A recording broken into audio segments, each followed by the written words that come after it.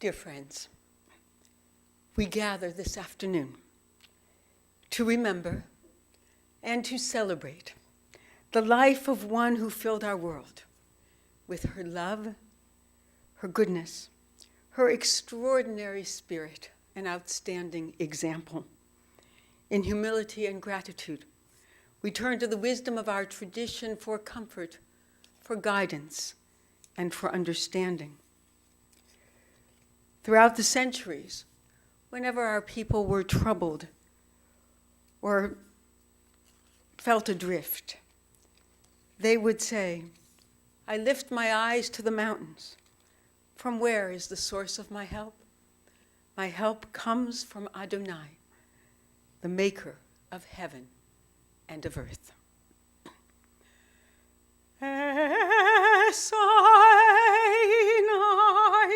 El Harim Me'ayin Yavo Ezri.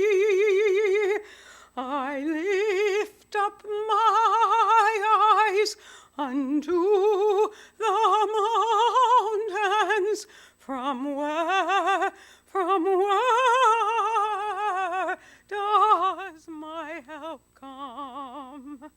Ezri me'im Adonai, O say shamayim va'aretz.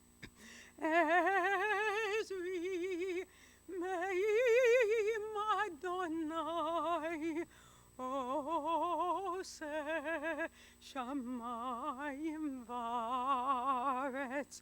Esainai el Harim me'ayin Yavo Ezri. I lift up my eyes unto the mountains, from where does my help come?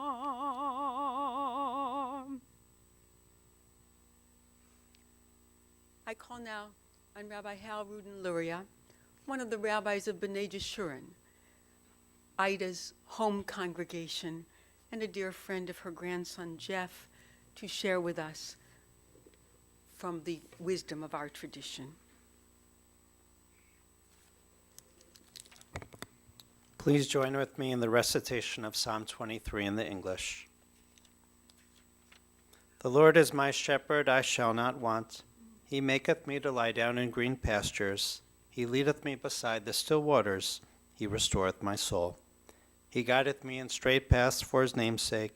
Yea, though I walk through the valley of the shadow of death, I fear no evil, for thou art with me. Thy rod and thy staff, they comfort me. Thou preparest a table before me in the presence of mine enemies. Thou hast anointed my head with oil. My cup runneth over. Surely goodness and mercy shall follow me all the days of my life, and I shall dwell in the house of the Lord forever. Thank you. When I die, remember me with a smile and laughter. If thoughts of me provoke no love, only sadness and tears, I ask that I be soon forgotten. Give what's left of me away to children and old ones who wait to die, and if you must cry, cry for your brother or sister who walks in grief beside you. And when you need me, put your arms around anyone and give them what you need to give to me. You can love me most by letting love live within the circle of your arms, embracing the frightened ones. Love doesn't die. People do. So when all that's left of me is love, give me away.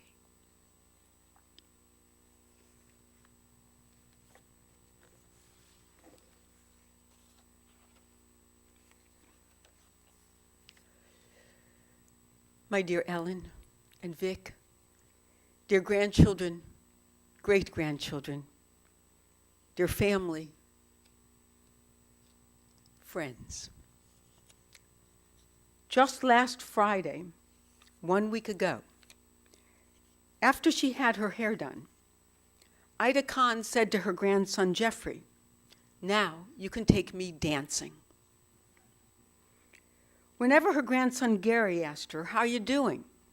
she would invariably reply, "Not bad for an old lady." When she finally gave up her car at the age of 95 and was asked at what age she thought seniors should give up driving, she replied without hesitation, 80. As an aside, Vic took that 150,000-mile car with the spoiler on the back, had it fixed up, and at her direction, donated it to our JFSA so that a person who had just found a job could go to work easily. She was born in 1912. She was married in 1929. As great-grandson Aaron observed, her life reflected history, almost the entire 20th century and the first part of the 21st. She witnessed both cataclysmic and most fortunate world events. The rate and substance of change increased dramatically and unrecognizably from her first year to her last. In 1912, Woodrow Wilson was elected president. The Titanic sank in the Atlantic Ocean. Air and automobile travel were in their infancy, and the constitutional amendment granting women the right to vote was still 8 years in the future. Ida Kahn witnessed 2 world wars, the wars in Korea and Vietnam, the student anti-war movement, as well as those for civil rights, women's rights, and gay rights. She was affected by the explosion in technology, even though she was never particularly comfortable in the digital age. The world from which she departed is very different from the world she entered, and yet she maintained a constant, comforting, calming presence that conveyed a sense of perspective and equanimity, of ballast and safe harbor in the midst of upset and upheaval, of transition and transformation, of variety and opportunity. She possessed a remarkable ability to change and to grow, to evolve and adapt, even while she maintained the core of who and what she was, whatever the vicissitudes of the world around her. It is what granddaughter Debbie found so reassuring about her. Just the sound of her voice on the other end of the phone, the knowledge that she was in Cleveland where she belonged, made everything right in the world and diminished all the painful places. While our tradition regards one's length of years as a blessing from God, it is not the number of years that define an individual's life, but rather the quality of those years with which they fill their lives. Thus, in Psalm 90, we appeal to God to teach us to number our days that we may acquire a heart of wisdom, a levav chokhmah. Interestingly, the person in our mythic past who is most identified with a chokhmat lev, a wise heart, is featured in this week's Torah portion. It is the great artist and artisan of our tradition, the man who created the traveling, portable sanctuary, the Mishkan, that we carried with us in the desert and that housed the tablets of God. It is Bezalel. He is the one who is defined as skilled, knowledgeable, and insightful, a person who could see to the essence of an object or a problem, who had sensitivity and understanding, discernment and ability to fashion any precious metal, to realize any design or construction with the ultimate purpose of uplifting raw materials into structures worthy of their sacred purpose. Bezalel was Chokhmat Lev. He was wise in heart. It is an evocative image that speaks to the complex relationship of the head and the heart, the rational faculties and the visceral, spontaneous instincts of our feelings, the mind and the spirit, the intellect and the soul, the heart's wise knowing. It would be impossible to speak of Ida without acknowledging the extraordinary longevity of her years. But she was a model and an example of one who numbered her days and attained a heart of wisdom. As the firstborn of Max, who emigrated from Poland as a teenager, and native-born Sarah Rosen, Ida became the older sister of Herman and Everett. They grew up in the largely Jewish immigrant, upwardly mobile neighborhood of Glenville. Ida chose to attend Collinwood High School because that is where her friends were going. Ida, Herman, and Everett's father, Max, in his drive to make a better life for himself and his family, had somehow apprenticed himself as an electrician. As an employee of Doane Electric, he worked with a young Jewish electrician by the name of Sanford Kahn. When he invited Sanford for Shabbat dinner, Sanford met Max and Sarah's lovely daughter, Ida, who was 8 years younger than he was. Upon indicating her plans to marry after graduation from high school, Ida's teachers were shocked that one of the shyest students in their class was getting married. Ida and Sanford joined their lives on August 31st, 1929, during the long Labor Day weekend, as that was all they could afford for their Depression-era honeymoon. Ida may have been shy. She may only have had a high school education. She may have been just 17 when she married, and they may have had very little with which to begin a life together. But Ida was smart. She was creative, resourceful, unfailingly honest, even tough, strong, and resilient. She had seemingly boundless reserves of energy and the ability to work 12 hours at a stretch. She and Sanford started their company, Kahn Electric, together. Sanford was the person on the outside, the one with the personality that warmed people up, that sold their business to contractors. They worked side by side, even though Ida made it seem as if she didn't work at all. It was all Sanford, even while she was there 60 hours a week with 2 children, Ralph and Ellen, growing up, and returning home every night at 6:30, where she put a hot, home-cooked meal on the table. She was a super mom before the term was invented. She worked equally with her partner in business, while most women were still not working outside of the home. She did it all without complaint, without seeking recognition or acknowledgement. She managed the business with understanding, discernment, resourcefulness, and skill, so that together she and Sanford created a livelihood that sustained their family and made their lives possible. She numbered her days. She made every one count with her sublime artistry at work, in her home, at every meal, with every interaction, conversation, trusted confidence. She numbered her days and made every one count with every knitted blanket, crocheted scarf, passionately read book, well-delivered humor, and hearty laughter, lovingly baked chocolate chip mandel bread, packed in shoeboxes and shipped or given to every grandchild and great-grandchild wherever in the world they might be. She sent to Harvey in Chicago, gave to Jeffrey and Karen here in Cleveland, and their children Aaron in D.C. and Stephanie in business school here at Case, to Laura, who had the joy of cooking with her so often here in Cleveland.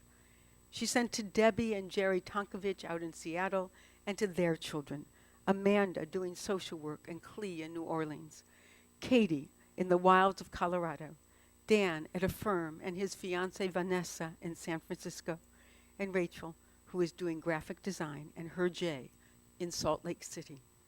Beverly and Chris Pressey are also in Seattle, while their Zoe is in New York doing film production, and Kai is in high school. Gary and Lisa are in New York, where their Chloe is studying mathematical engineering. Melanie is with Daniel and studying childhood and special ed. And Chelsea is up in Boston, studying social work.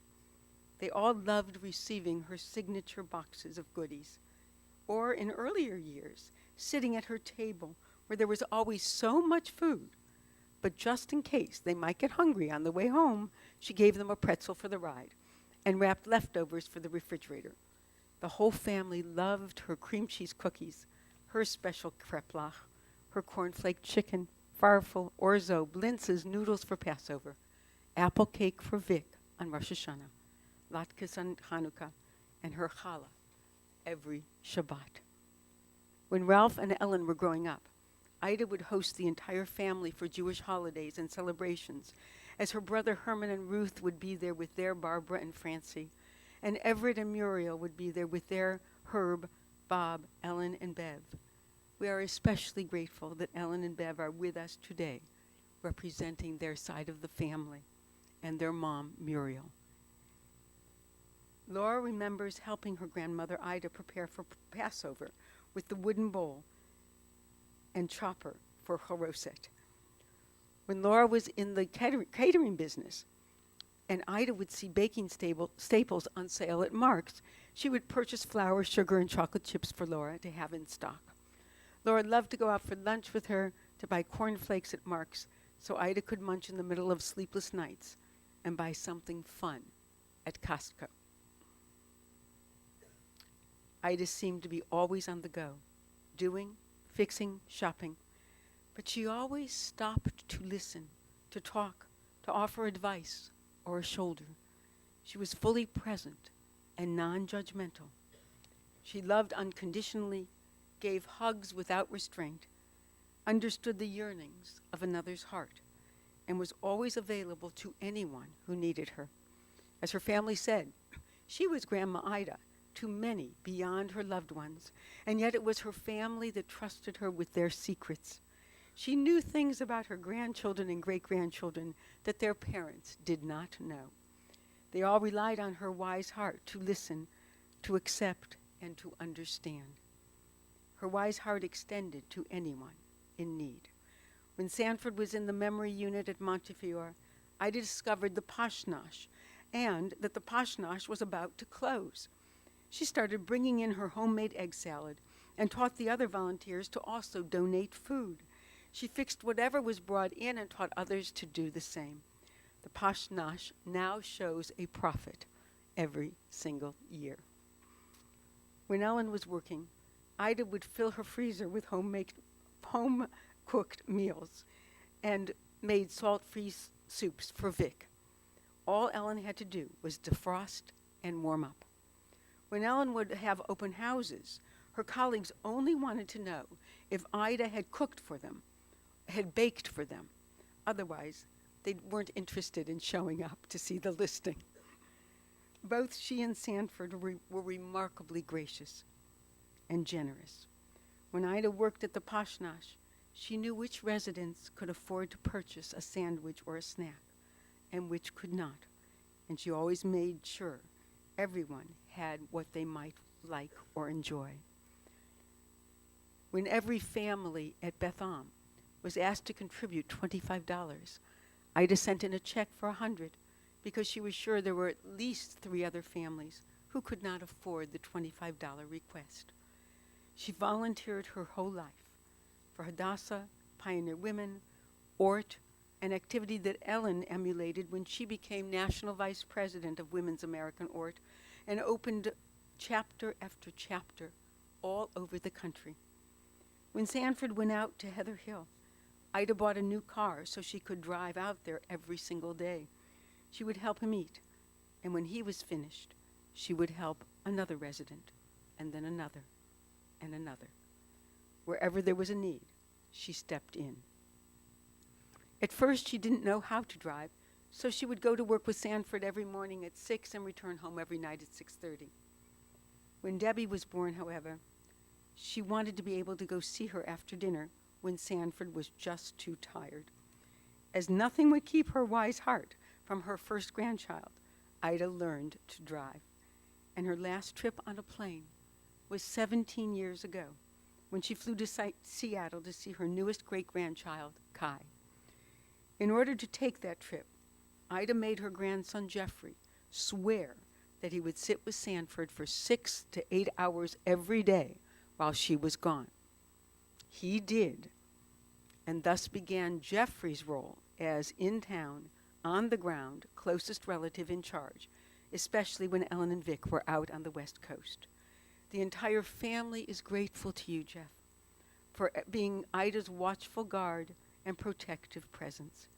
Together in partnership with Ellen and Vic, with her team of outstanding caregivers whom she dearly loved, Ida was well cared for, protected, comfortable, and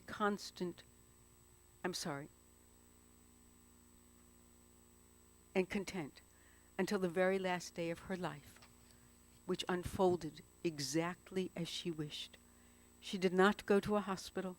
She wanted no heroic measures, no fuss or fanfare. She went to sleep on Monday night and dreamed her way into the hereafter. Ida lived a wonderful life, a life of endeavor and accomplishment, of love and laughter, of generosity and kindness.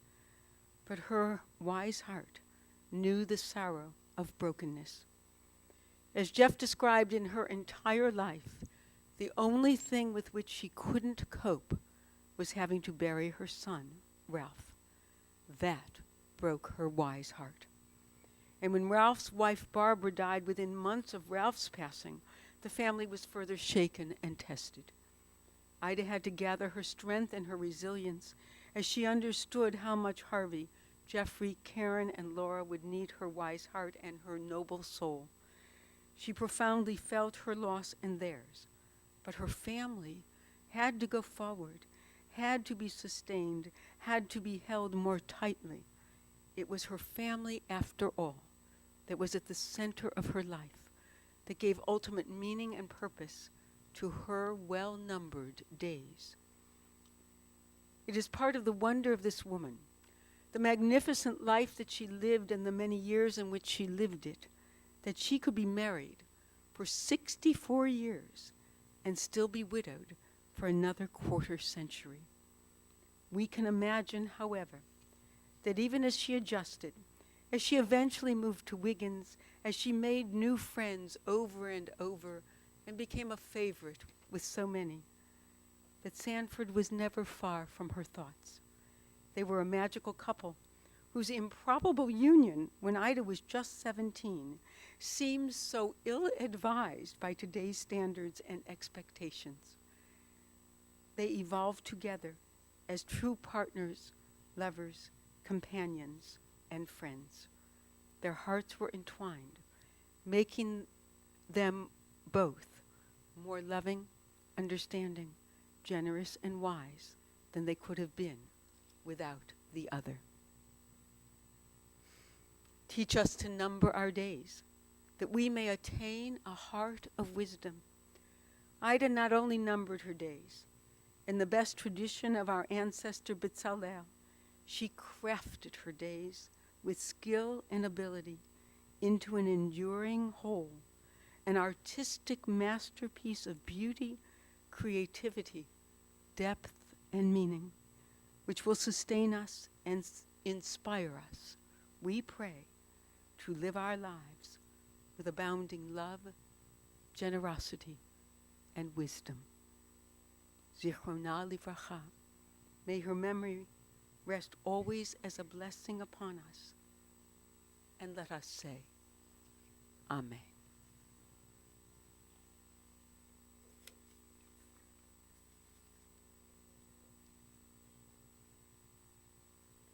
It is a fearful thing to love what death can touch. A fearful thing to love, hope, dream, to be and oh, to lose. A thing for fools this, and a holy thing to love. For your life has lived in me. Your laugh once lifted me. Your word was gift to me. To remember this brings painful joy. 'Tis a human thing, love. a holy thing, to love what death has touched. I call now on granddaughter Bev Pressey, who will share some reflections on behalf of the family and her generation.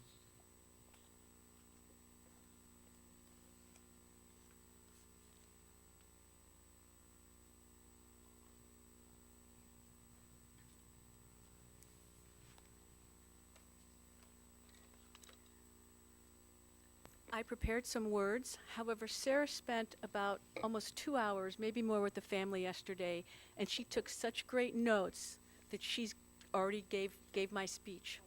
So, I'm going to say something else, just because it's really easy to talk about Ida, and it's really easy to talk about my mom and Ralph, who were her children, and all of you know her so well. When I sat down to write my speech, I was going to make it very organized and talk about her as a wife and a mother and a baker and a great-grandmother, and that didn't work because I found that she did all of this simultaneously. I couldn't put everything in little slots. She just braided together seamlessly everything she did. I never saw my grandmother seem hurried or rushed, but when I look back and think about everything she did, it's amazing that she never, none of us used the word anxious when we described our grandmother yesterday.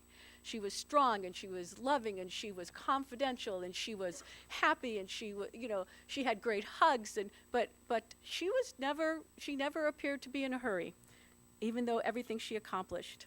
So what I have revised to talk about, I don't know my grandmother as a mother, but I look at Ralph, who was a wonderful, very dry, sarcastic sense of humor, which I loved.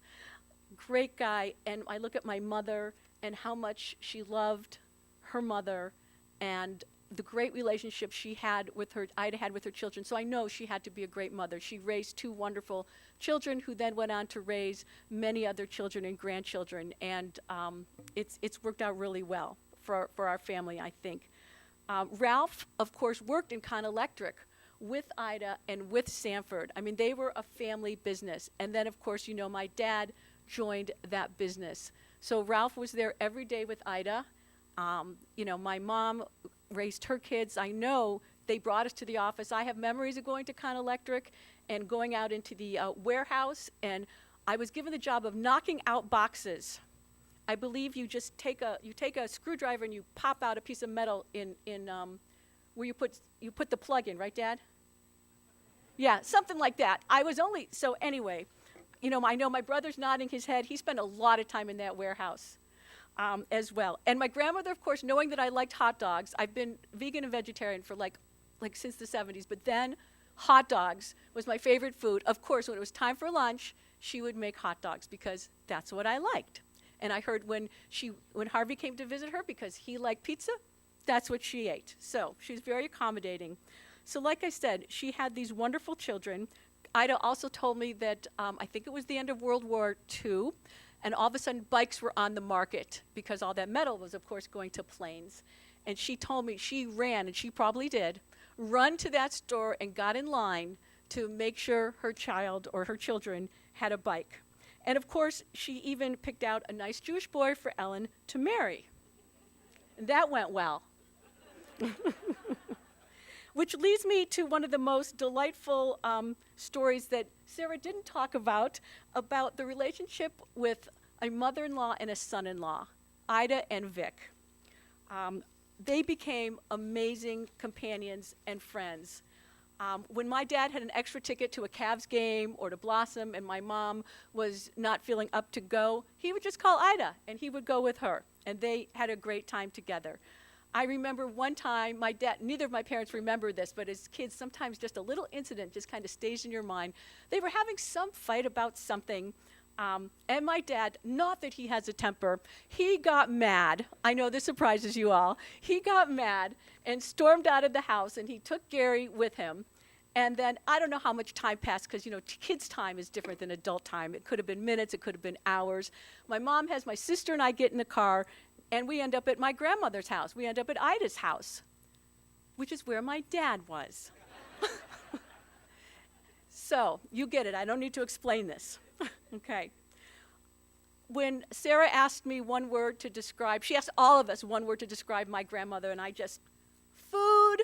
So, like, just the meals were amazing. They were wonderful. I know many of you have tasted her baked goods and her other foods. Bill Dorsky, who is right up here in front, who my dad told me knew Ida before anyone in this room except Ellen, because he was friends with Ralph. He was in love, not only in love with Ida, of course, but in love with her Kugel. And when she stopped cooking at 95, when she moved into Wiggins, after she had my dad replace all the shelves so she could pull them out, so she could get to her mixer and all her mixing things on wheels, she decided, you know what, I'm not going to cook anymore. And so she graciously gave her Kugel recipe to Bill. And I asked him today, did he ever make it? Well, of course not, because it wouldn't taste the same, now would it? So, but I hope he has the memories of the smell and the taste forever. So Grandma, and her food was legendary, and Sarah did tell you about these amazing dinners, and I remember so many potato latkes being made. The house smelled amazing. They were stacking up in the oven, and there were never any left. And of course, you had to keep up, because while you were making them, people were eating them before dinner started. So I remember her and my mom and my Aunt Barbara just making more and more and more potato latkes all the time. And like I said, Sarah said she sent home leftovers, but what she saved for me is the icing on the cake. After all this food and sending home all the leftovers, and we all have our coats on, and we're standing at the door, she handed every grandchild a pretzel stick so we wouldn't get hungry on the way home. So I remember her for those pretzel sticks. She did whatever you needed her to do. I know when I was bat mitzvahed, I wanted a green velvet skirt. And I asked my grandma to make it for me, and of course she did, and I wore it with a frilly white blouse, and I was just so happy to have it. And it was just exactly how I wanted to look when I was 13 during my bat mitzvah. And I know she's done very wonderful things for everyone else in our family and a lot of the people in this room. Ida was loved wherever she went. She was honest, open, had a big heart. Everyone in our family has some personal story, as many of you do, about how special she was. We knew she was strong. She could take whatever we had to say to her. She was grounding. She was wise. She was confidential. And of course, we all loved her. And there are some people sitting with our family today who also became family for her over the past 5 years. And these ladies have been treating Ida like a queen. And I told them today that they are her ladies in waiting. And I just did want to, I think, so from Ida's heart, I would like to thank the wonderful ladies in waiting of Ida: Phyllis, Kiana, Geraldine, Theodosia, Tiana, Tiara, Lee, Dorothy, and Shirley. And that's a lot of them because they were there 24 hours a day, like I said, treating our grandma like a queen. And I appreciate her ladies in waiting. I could go on and on, like probably many of you could, about Ida. So I'm going to let my dad take the next chapter of the story.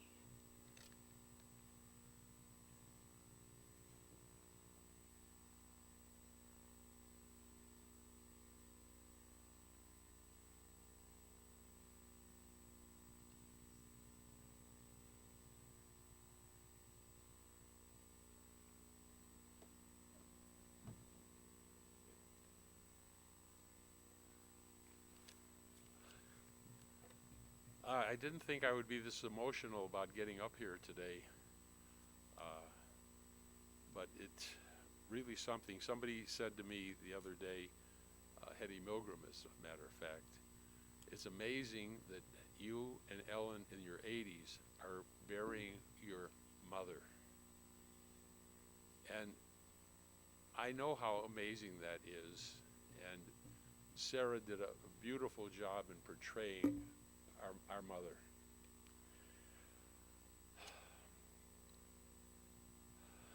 We're basically here not to mourn Ida, but to celebrate her life. And our family, from the beginning, I said, you can't mourn when somebody lives the way she lives and fortunately died the way she wanted to die. She had dinner, she went to bed, she spoke to somebody about midnight, went back to bed, and she was not alive from there on in.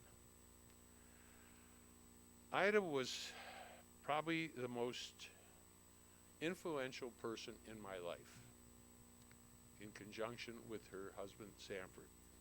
Of all the people that I knew and who knew me, they understood me better than anybody and aimed me in the direction that I needed to go. And with their coaching and everything else, I have had a wonderful life. Ida was always the mother confessor to most of the people that knew her. They had a problem, they would come to her. At the nursing home where my father-in-law was, all the people that worked there, they had a problem, they would come to Ida because she always could tell them how to handle their particular situations. I worked with Ida for more than 30 years. And the two of us never had an argument except for one particular item that you will all enjoy. For one day, I had a bad habit of I couldn't call her mother because I had a living mother, and I didn't think it was nice for me to call her Ida, but she said I would just try to get her attention by saying either yoo-hoo or something like that. And one day she picks up a broom and she's chasing me around the warehouse with a broom. Now she was just chasing me, she wasn't riding it, she was just chasing it. She was chasing me with the broom, and I'll never forget that. And she says, "You've got to call me something. I don't care what, but give me a name." And I never forget that. I mean, that was her personality. Everybody who came into the office knew Ida. And to reiterate on what Sarah said, she wanted everybody in life to feel needed, wanted. A salesman would come into the office, and they usually came in there to kibitz with Ida, but also they really basically wanted an order so they could go home that night saying that they had written a nice order for that. And Ida would always come up with an item that we either needed now or could use in the future so that they could leave with an order so they could go home happy. That was her thing. She was, and I think that it came to, because a lot of our grandchildren, as Sarah mentioned, are in the social work aspect of life, which I think reflects many ways on her. I think it reflects on their parents and their environment. It was always a giving environment, and everybody cared for everybody else. Sarah did a fabulous job, so I won't talk about her volunteering for many organizations. She was loved by all, and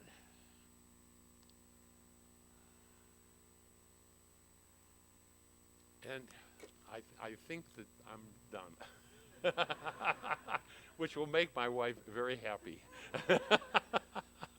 Thank you all for being here.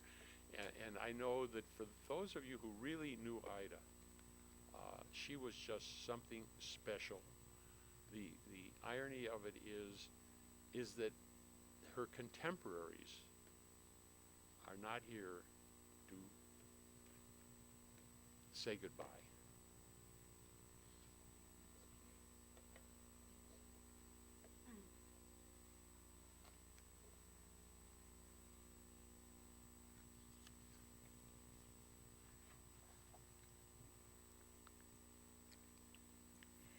Thank you, Bev and Vic, for your wonderful tributes to your grandmother, mother-in-law, your dear and precious friend.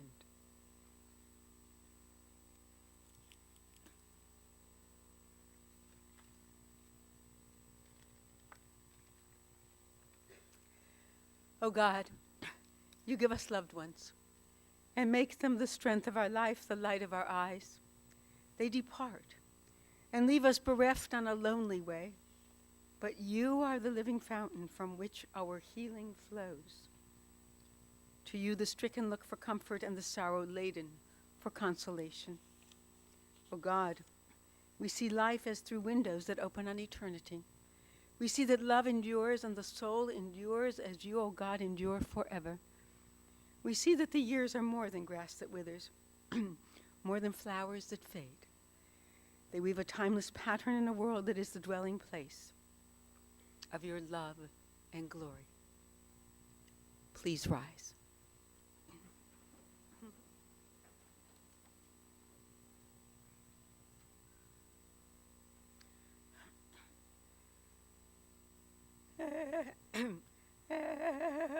מלא רחמים, שוכן במרומים, המצא מנוחה נכונה, תחת כנפי השכינה, עם קדושים וטהורים, כי זו רקיע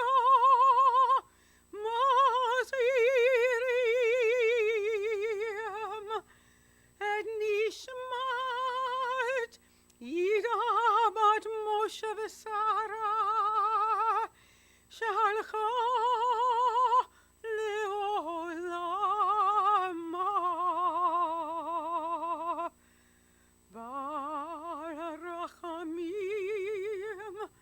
יסתיריה בסתר כנפיו לעולם ויסרו החיים את נשמתה. אדוני הוא נחלתה ותנוח בשלום על משכבה ונאמר